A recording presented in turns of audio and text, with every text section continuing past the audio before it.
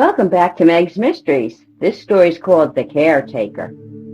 The rain softly falls this morning, not like the pouring rain of the last 4 days. Thunder and downpours disturb the grounds, and this is what I find. I am Jack Pearson, a caretaker of this old church and cemetery, Old Souls Cemetery, from the 1700s. The last grave was dug in 1943. I was a young man of 40 when I took over for the caretaker, Mr. Mayweather. He retired, and I've been working with him for years. He taught me everything I know. Now I'm well into my 80s and time to retire. I thought that I dug the last grave in 1943, but I was so wrong.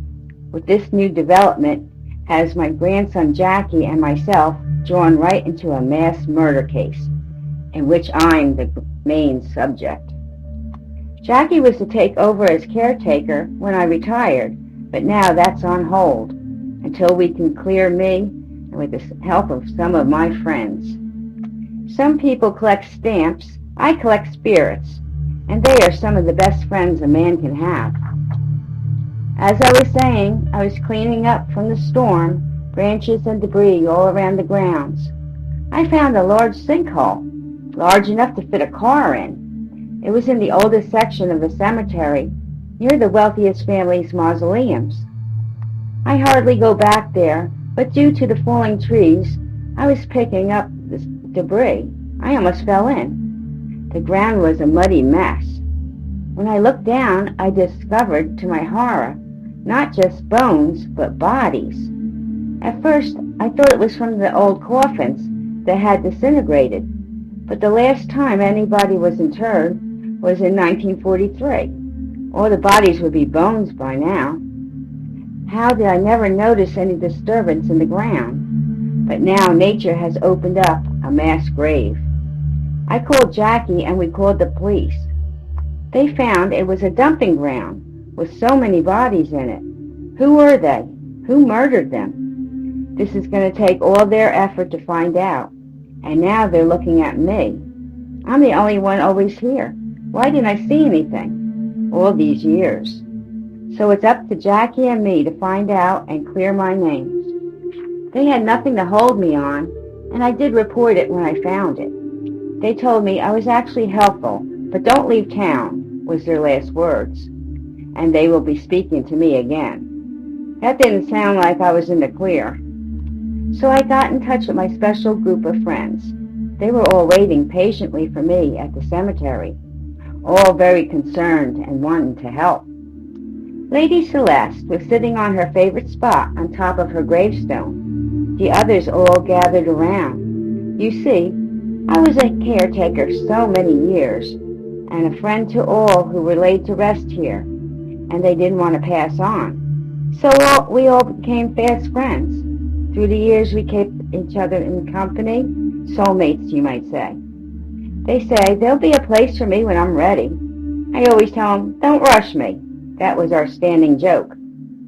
I wondered why they never said anything or saw anything. They were always around, day and night.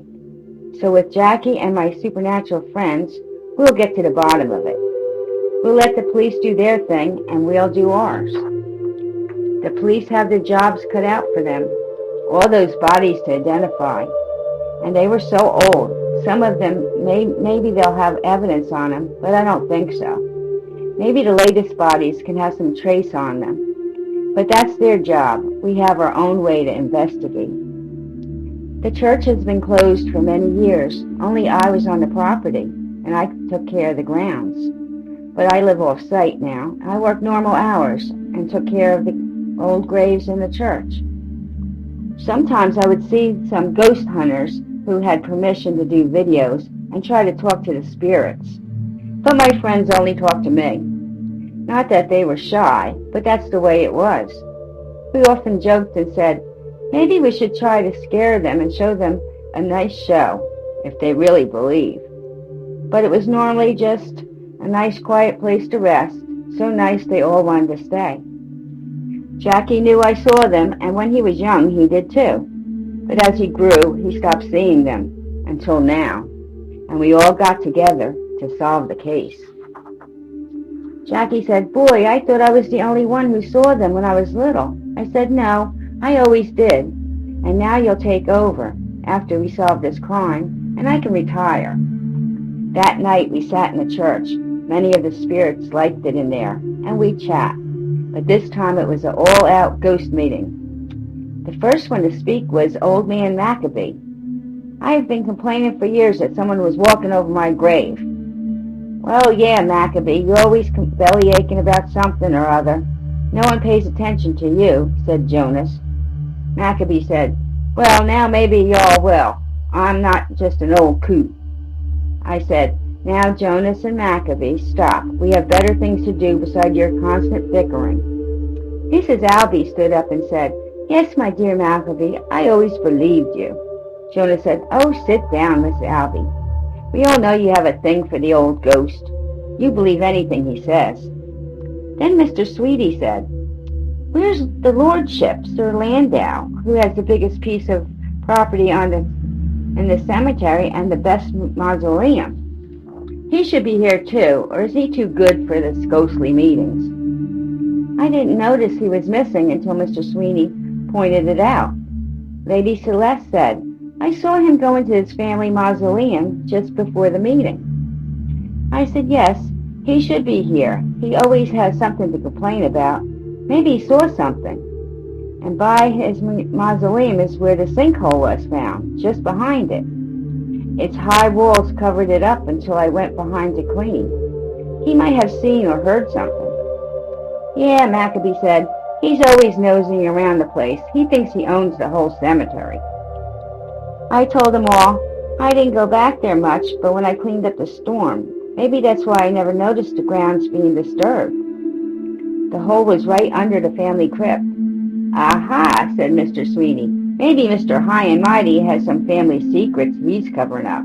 I wouldn't put it past him." So we all went and searched to see what Sir Landau's ghost had to say.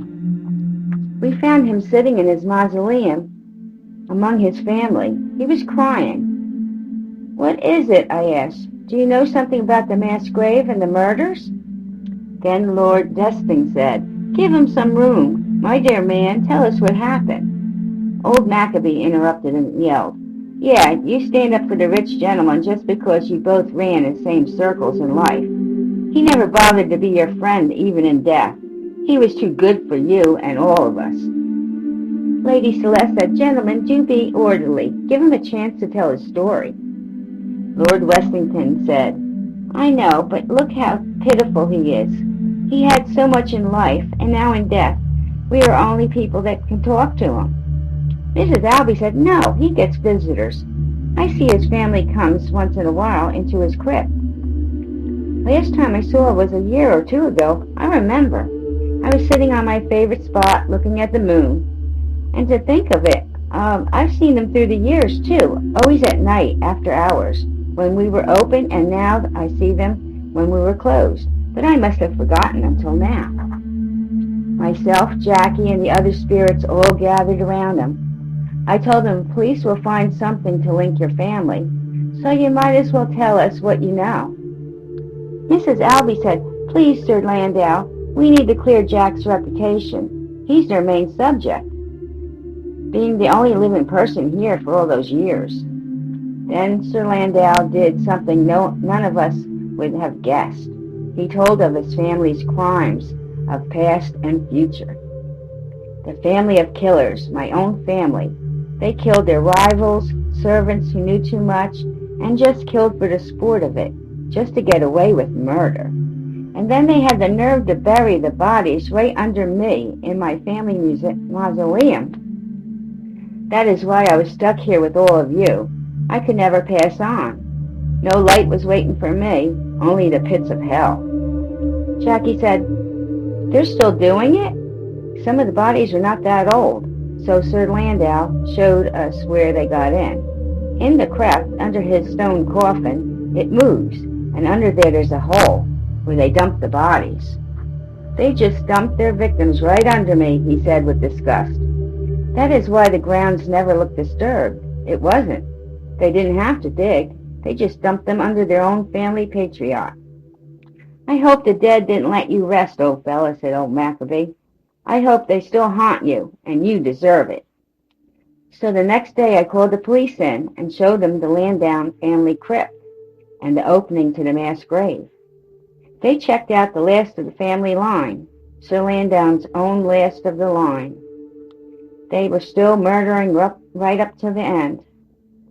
The last body traces were found. The clothes and the DNA matched to one of the family of murderers. Case closed. The Landau family was finally stopped, and the poor victims were put to rest. Many of them never found who they were or why they had to die, but we hope they find peace now, too. Yes, they were caught by some old nosy ghost and an old caretaker. Now Jackie has taken over. We all get together and have our ghostly meetings now and then. The Old Souls Cemetery is quiet and peaceful again, until another group of Ghostbusters come by. Maybe next time we'll give them a howdy-do. We are real, too, and see what happens. We all need a laugh or two, now and then. And of course there's still the standing joke of, when you join us, we'll make room for one more. And I tell them, don't rush me, I'm in no hurry. But when my time comes, I'll be honored to join you all, my dear friends. I hope you enjoyed this story. Until next time at Meg's Mysteries, do come back for more.